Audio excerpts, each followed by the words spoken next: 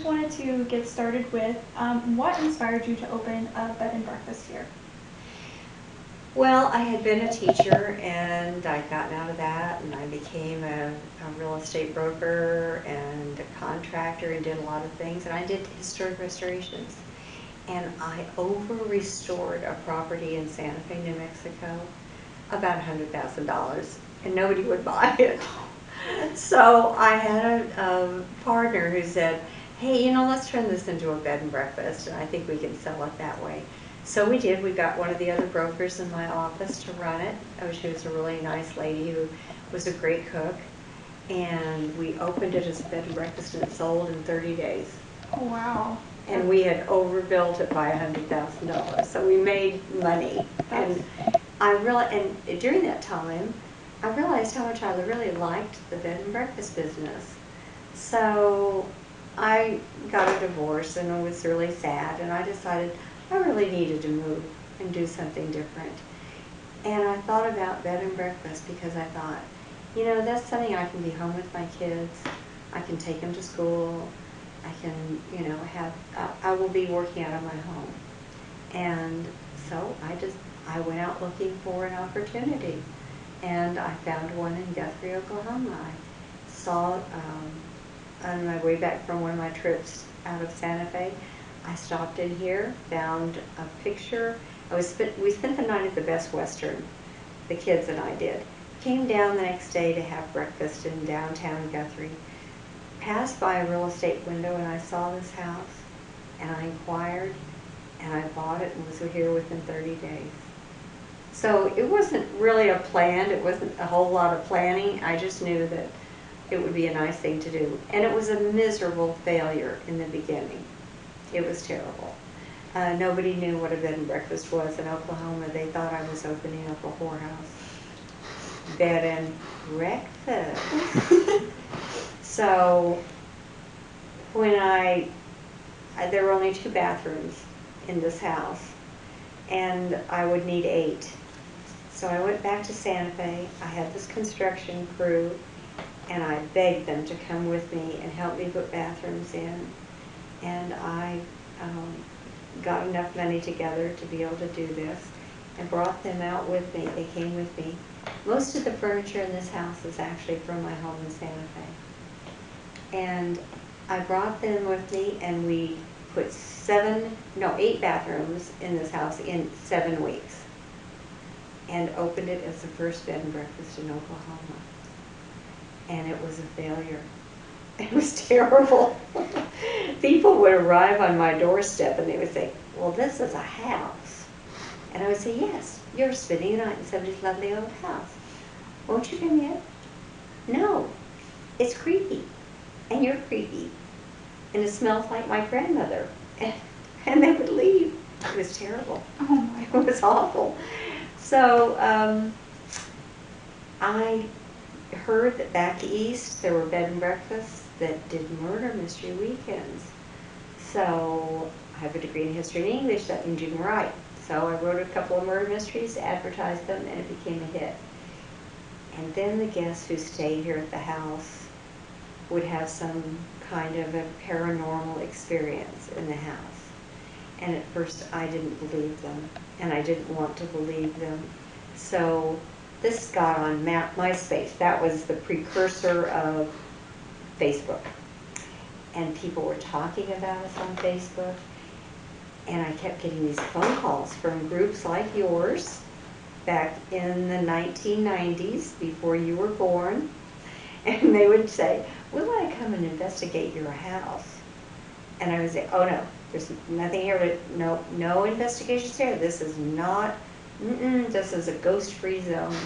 And I would not let them do it. It wasn't for about 10 years that I finally considered doing it. So, and then people got to come and experience the house more, and we got more and more stories about the Stone Lion Inn. So your murder mysteries, can you tell me a little bit more about those? Well, it's different than going to a dinner club or a restaurant that's doing murder mysteries. There they will have a group of actors who are acting out the parts, and they may be acting around you. You may be asked a few questions, but the performance and everything is done by a group of professional actors. We don't do that here. I decided that, first of all, I couldn't afford the actors, and second of all, I think a lot of people would like an opportunity to get to do something. So I wrote the murder mystery so that the guests who come and participate play all the parts. And whoever dies is one of them. I mean, we really killed them, and we do always let them have dinner first. You know, we're sensitive. But we would, you know, kind of kill off one of the guests, usually with poison, or a gunshot would be heard. We had, uh, you know, pistols that are used in theater and stuff. And we would use that, or different things. And they would have to die, and we'd tell them how to, you know, where to die. And the guests would then participate in an investigation. And they're given clues that they get a little card that tells all the things they're going to say. And they say these, and you ask, you know, and a facilitator plays the part of the investigator, and just ask them, okay, Mr. Worthington, what do you have to say about this? And what about you, Lady Egg? And, you know, and they're fun characters. Mm-hmm. Nobody's nice. Nobody wants to play a nice person. Everybody wants to be a bad person. They do. They think it's much more fun to be a bad person than a good person. So all of a great majority of the reviews for the Stone Lion Inn, they're all incredibly positive. Why do you think that? You know, my staff and I have been together since I came here, and so they've been with me 36 years, and we're like sisters. We're all together, and we're like sisters. We work together. Nobody's the boss, and everybody just does their job. And we decided early on that the thing that that would help us the most was to get good value for the money. And we work on that. We work on giving good value for the money. And when somebody comes here, we treat them well. We want them to have a great time. If they have a problem or anything comes up, we try to help them solve that. But we are always cognizant, everybody on the staff, how are we giving good value for the money? And so we have excellent food. Our food is delicious. It's a 7-course, actually it's an 8-course dinner if you count the bread, because bread's not usually included in a formal sit-down dinner, but we do. We have a great stuffed bread and all these terrific food items. And they're thrilled with the food. They're thrilled with getting to act and getting to play a part. And we don't provide costumes. We tell them, take things out of your closet and accessorize. We give them suggestions about going to Goodwill or one of the consignment shops to find the right clothing. And they do that, and they play this character. And they love it. And the characters are all bad. I mean, there's nobody very nice. Nobody wants to be a nice girl. Or, you know, when I used to write them, when I first started writing them, I wrote them so that half of the people were evil and half of them were really good. And the people who were good, they bitched. They hated it. They said, I had to be a nice girl. I had to be a nice girl every day. I really would have been a better slut than she was. So now we make them slutty or whatever, you know. We make the guys just be absolutely asses or difficult or mean, you know, and they love playing that role because you don't get to do that every day long. So you have to do something different. The environment here is, it's just like I just stepped into the, you know, to the 1900s. It's incredibly historic here, and I think that really adds to the value of the murder mysteries. I think it does too. I write the murder mysteries to be in the 20s, 30s, and 40s. And that's pretty much how we furnished the house. And some of the antiques have come to me since I've moved here, like that beautiful square grand piano back there. That's a real classic piece. They were only made for a few years in the 1800s. And they were made so that you can, each of those legs, which are extremely ornate, they have a wooden screw that's about this thick, and you have some guys pick it up, and you unscrew those on a wooden screw. Then you put them into the package, into the box of the piano. You put the piano into a box, and you can travel with it. So those were made on the east, mostly in the East Coast, so that they could pack them into a wagon and bring them out west. Because a kidney-shaped grand piano is a difficult project to move, and to move across country. This thing will slip into a train, or into a buckboard wagon, or a covered wagon, and come out west. And that's what they were made for. That's very interesting to hear about the historic pieces in this house. Yeah. Could you tell me a little bit more about the history of this house? Well, the house was built by a gentleman who came with the land rush of 1889. Are you all familiar what land rushes are? You're from Oklahoma, and you are. You're not, right? Well, they're pretty brutal. The idea is you advertise in advance all over the world. People, I mean, in Oklahoma, they wanted to settle this land so they could make it into a state. It was a territory, and they wanted to, oh, it wasn't even a territory yet, but they wanted to turn it into a state, and they wanted to get more people to live on this side of, basically, I-35 kind of cuts the state in half. The other side is owned by lots of Indian nations that were brought here by the Trail of Tears. It's a horrible story.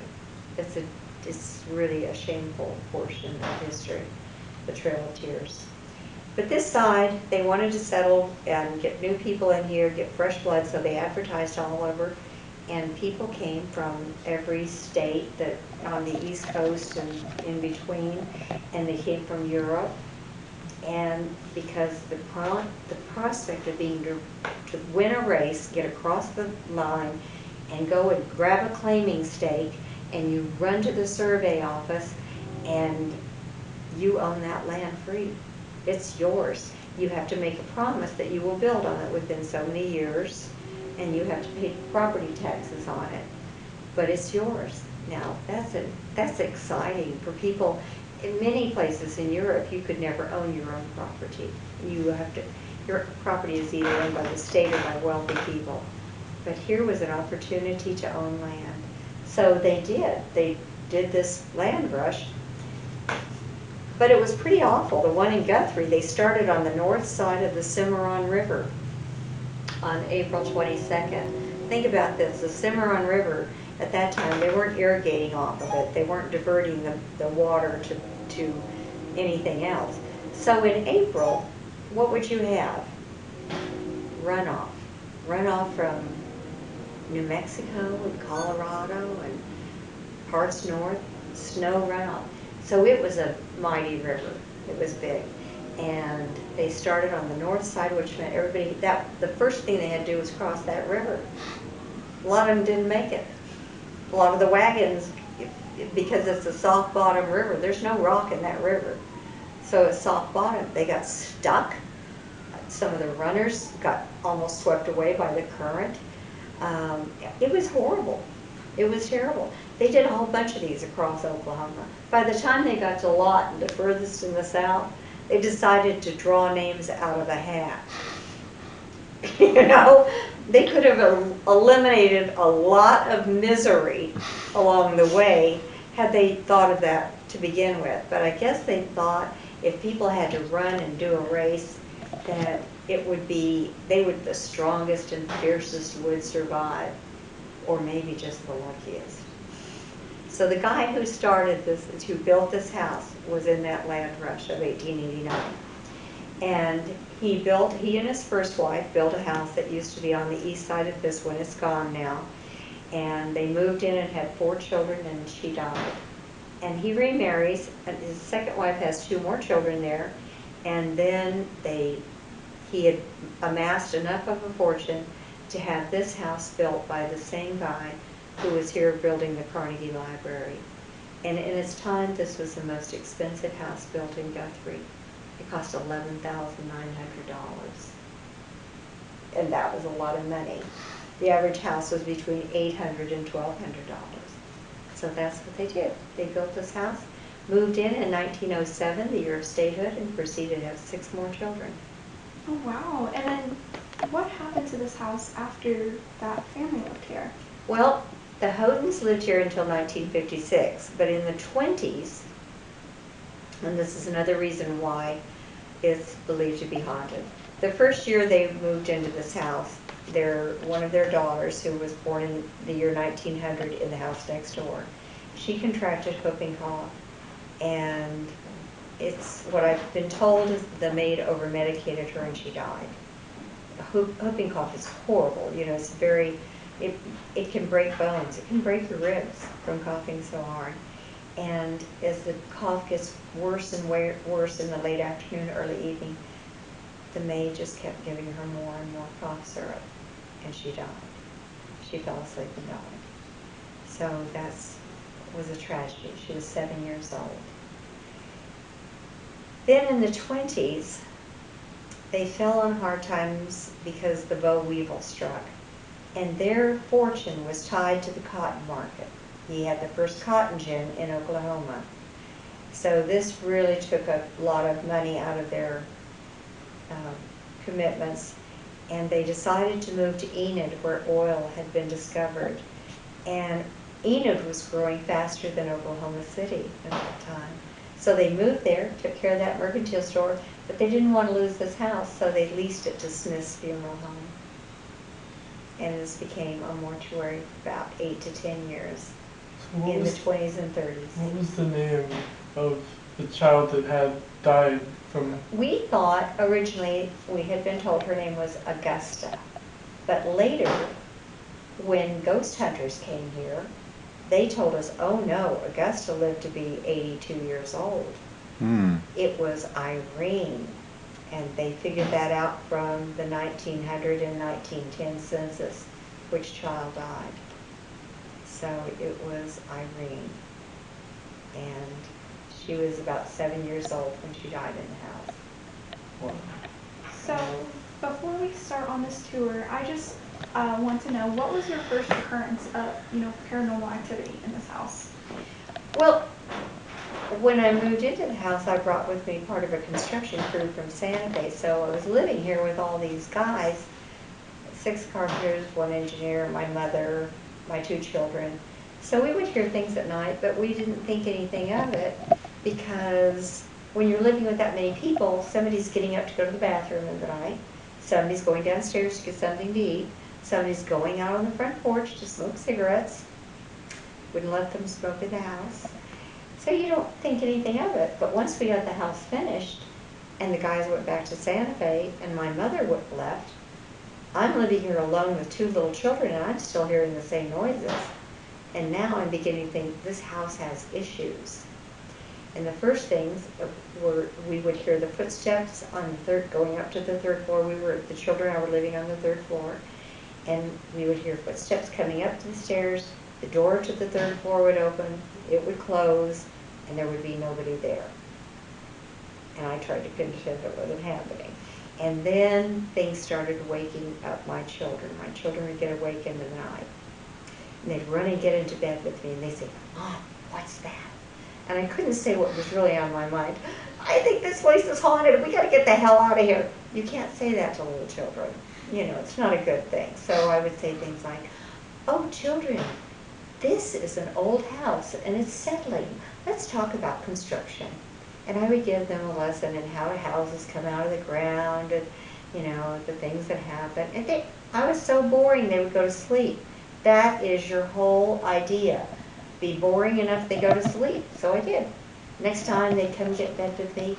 Okay, Mom, that wasn't construction sound. That was something else. What was that?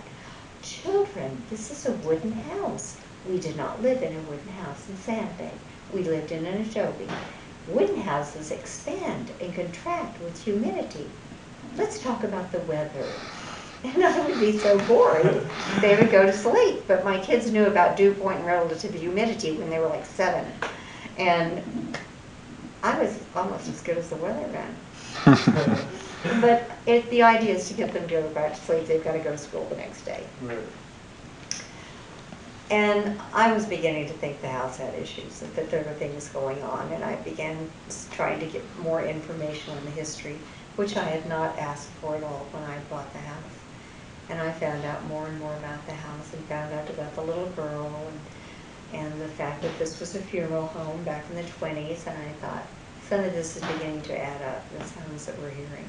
So I know that you just mentioned that this used to be a funeral home. Yes. The name Elmer McCurdy comes up often when talking about the Stone Line Inn.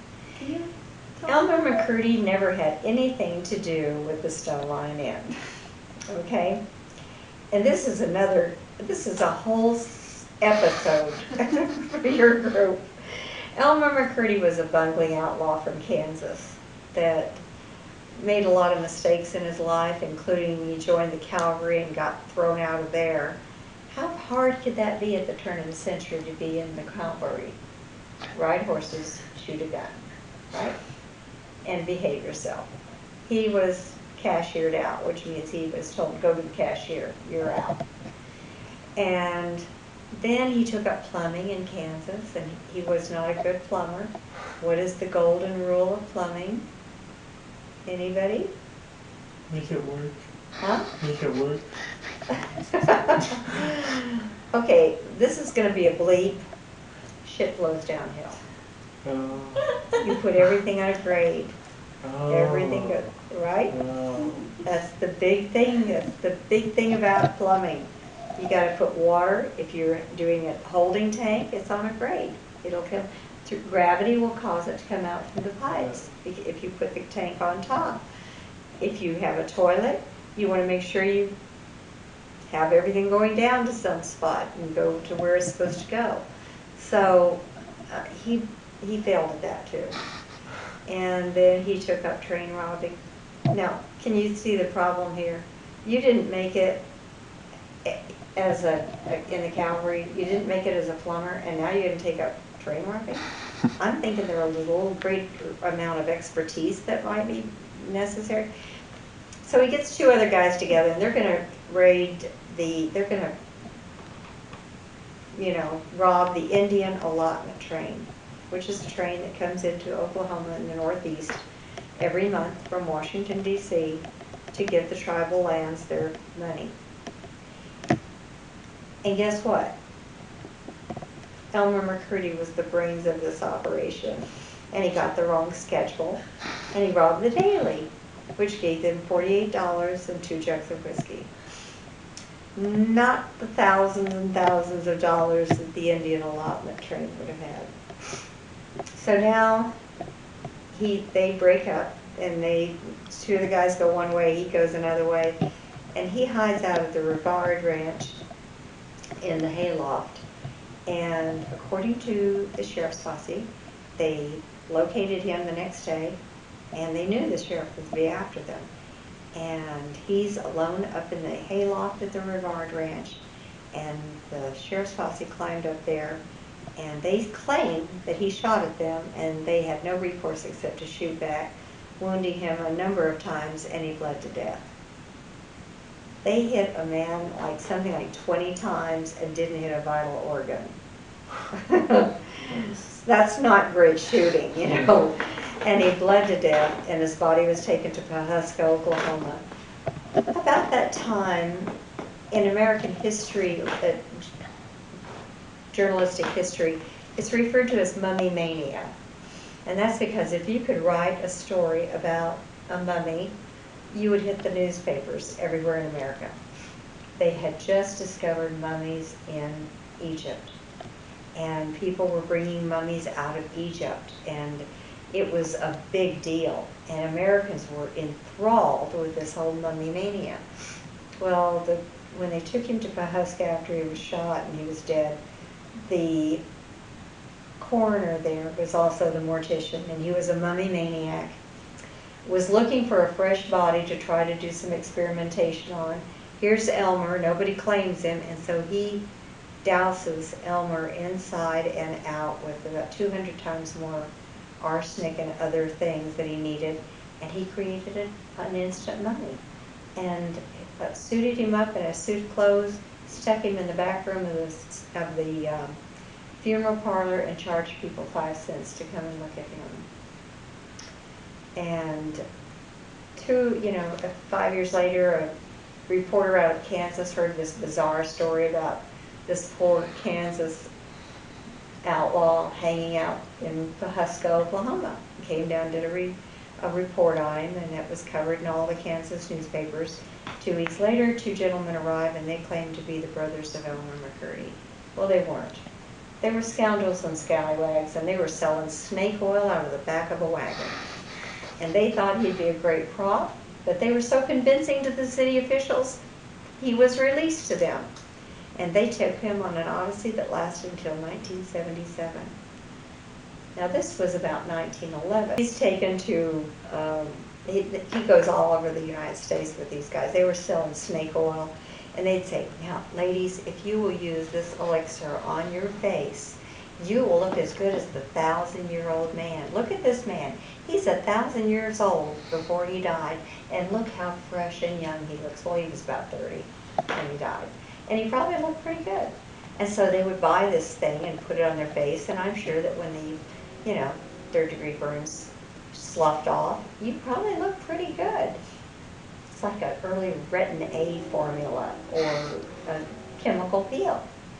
And of course they were out of town by that time and on their way to the next place and scam some other people. Eventually they sell him to a sideshow, the sideshow to a carnival. He gets sold all around.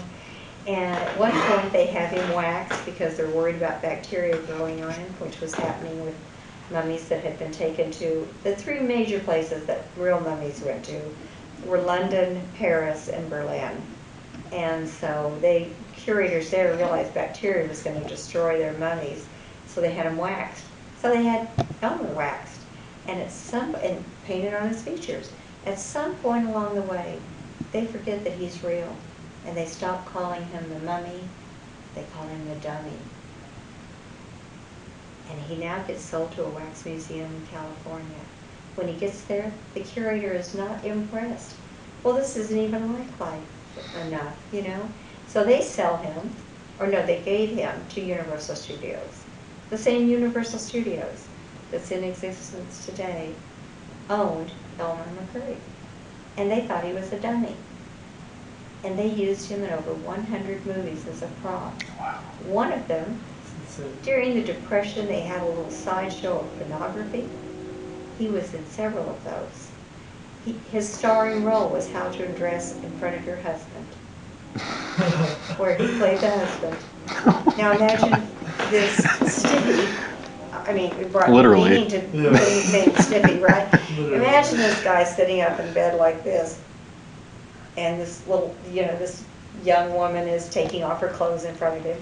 And you go into one of these tents in a circus, and you pay like a nickel to put the nickel in the little thing, and you look through a viewer and you turn the crank yourself, and this woman is undressing in front of this guy. That was what he played in.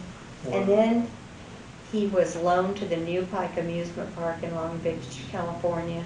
They still thought he was a dummy. They painted him fluorescent orange and hung him up in the spook house. In 1975, they were filming an episode of The Bionic Man, Lee Majors, $6 Million Man. And in that episode, before they shot the episode of Lee Majors running through the New Pike Amusement Park, they're in there cleaning up everything. And they see this dummy hanging from the ceiling in the spook house.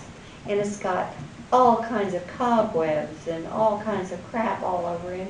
And people had been throwing up their paper cups from their drinks to try to balance them up there and so they lower the body, the arm falls off, and they discovered human bone. Whoa. Imagine them running out. Imagine them calling the police. Imagine the crime scene investigation tape that went out in the chalk line. Whoa. That's what happened. They thought, now who disappeared in 1975? Who? You guys are young. You may not know, but you should know this from history. Let me think about this actually. 75. Amelia Earhart. No, that that was years younger. That was in the 40s. Or younger, 30s maybe. Jimmy Hoffa. Jimmy Hoffa, one of the biggest crime bosses in Chicago, disappeared in 1975. The Los Angeles Times comes out with the headline, we may have found Hoffa. He's hanging out in the New Pike amusement park. So now it's all over television stuff. Jimmy Hoffa's been found, maybe. The body goes to Thomas Noguchi, coroner to the stars. Thomas Noguchi was the head coroner of the Los Angeles, you know, more, what do I want to say, crime scene, whatever. He did the autopsy on Marilyn Monroe, Robert Kennedy, and the Charles Manson murders.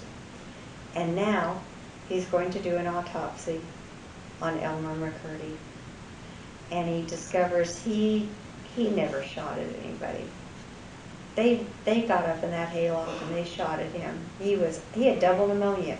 They think he was already dying at the time he was shot. He had double pneumonia. They found all kinds of bacteria and pneumonia bacteria in his lungs. He puts him on ice for a couple of years. You will know Thomas Noguchi from, maybe if you've ever heard of another show called Quincy out of the 70s that was about a coroner who was always getting to the bottom of every case, which was usually murder. That's actually Thomas Noguchi. And he had, in the show Quincy, which was starred Jack Klugman, there was a little guy in the background, a little Japanese guy, and they would say, he would come running in all the time in the movie, Dr. Quincy, I found something. Well, that was Thomas Noguchi. He was one of the producers and he was one of the writers for that show. Because he was taking stuff right out of his files and they were putting on TV. So he puts Elmer on ice for 2 years, traces him back to Guthrie, Oklahoma, because this was the state capital at the time he was murdered by the sheriff's posse in the Osage Hills of Oklahoma. And all of the records are here in Guthrie. And so he finds out this is an Oklahoma outlaw. He was actually from Kansas, but his last resting place the last place he was in Oklahoma. And all the records are here in Guthrie. So he writes back to the museum director, territorial museum director, what do you want us to do with your body? If somebody doesn't come and get him in 30 days, we'll cremate and we'll bury him in Potter's Field. So the guy who's head of the museum, Dr. Fred Oles, he takes a group of bankers here in Guthrie out to the Blue Bell Bar, gets them real liquored up, and tells them this sad story about this poor Kansas outlaw who was murdered in Oklahoma by the sheriff, and shouldn't we go get him? And they did. They flew out in a private jet. They brought him back. And on April 22nd, which is the holiday that we celebrate here in Guthrie for the land rush and the beginning of the territory, on April 22nd, 1989,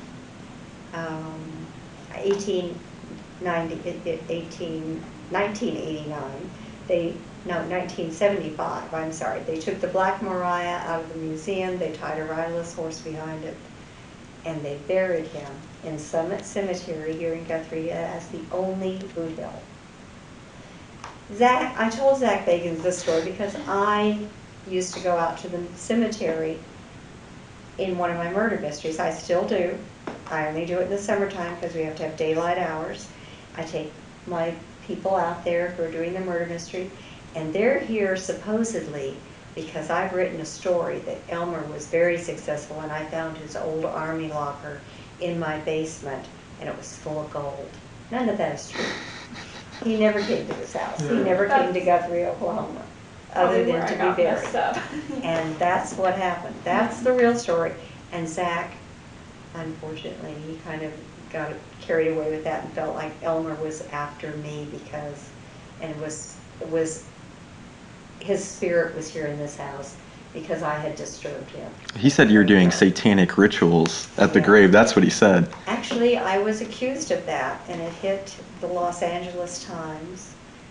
The London Daily Telegraph covered the story, 49 newspapers in America, and the New York Times covered this story.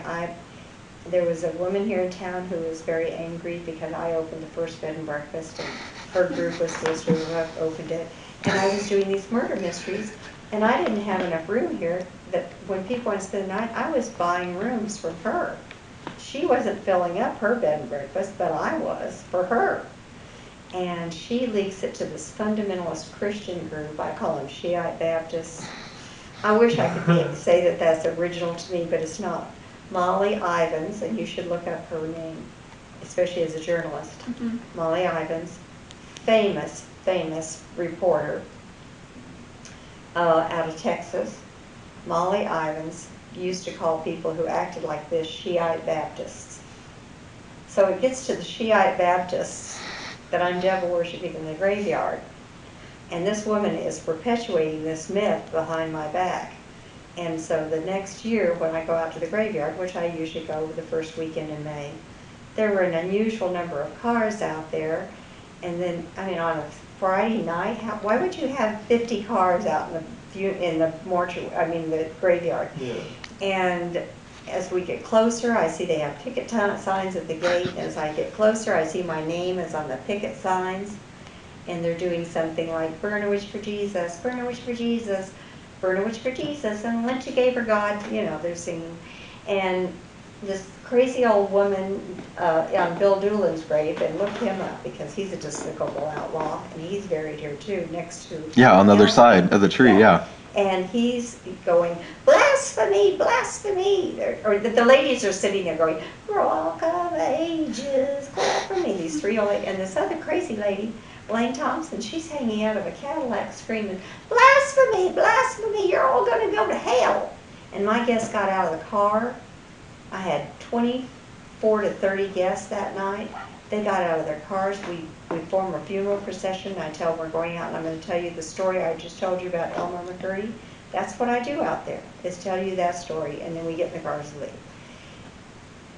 They get out of the car and said, oh my God, what do you have to pay these people to act like this? They thought it was part of the act. So that's the story of Elmer McCurdy. And I told, and it went on all summer long. The city council tried to throw me out of the cemetery. Lots of other people tried to do stuff, and it didn't work out. I still had my rights, and I had an attorney. And anyway, they weren't able to do that. But there's still people in the town that believe I'm a devil worshiper, that I'm a witch. They went in front of city council, ministers in these small little churches outside of Guthrie and inside, went to city council and demanded that I be thrown out of the cemetery because I was doing devil worshiping in the cemetery, and that I was a witch, and that my children were the spawn of the devil, and that I was the devil's concubine. Isn't that lovely? The devil's concubine. Wow. And that got on national news. CNN came. I ended up dating the CNN reporter, Mike Knapp. Fell in love that summer. And CNN came, ABC, CBS, they all sent people. And 47 or 49 newspapers in America covered the story through the whole summer. And then it ended. A newswoman out of the Daily Oklahoman, L.A. Sutter, a fabulous newswoman, and her husband was a photographer. And you talk about being a great news lady. She said, you know what, this is just like one of your murder mysteries that you write. Follow the money. Who stands to gain if you get thrown out of town, if they ride you out of town? I said, the Harrison House Bed and Breakfast.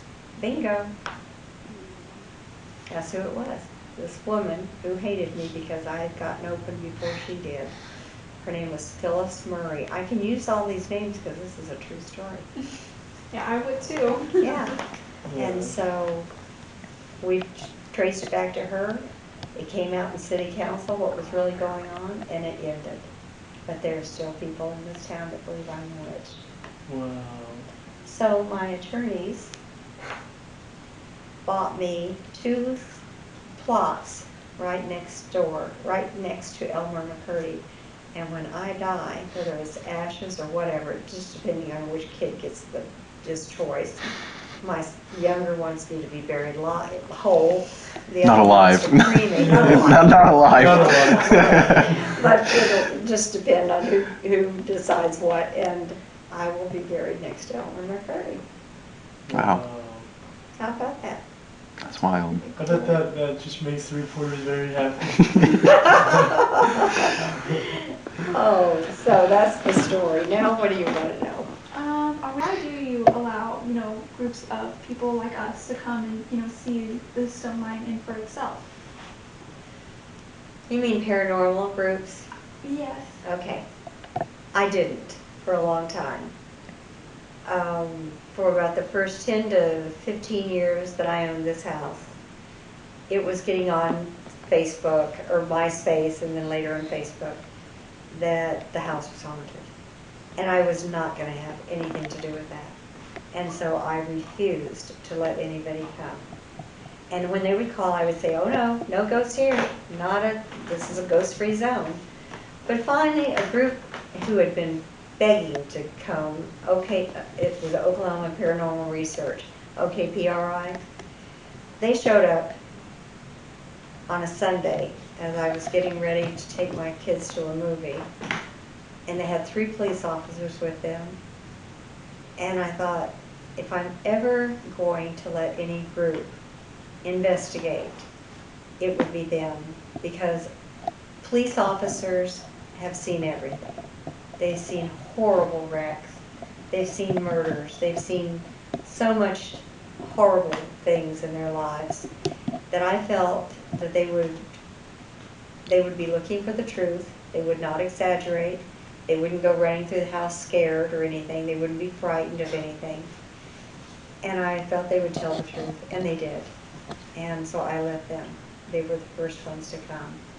And then later on they contacted ghost hunters, and they came, and then ghost adventures. And since then, I've let paranormal groups, if they call me and I'm assured of their motives, I do let them come and spend the night and see for themselves.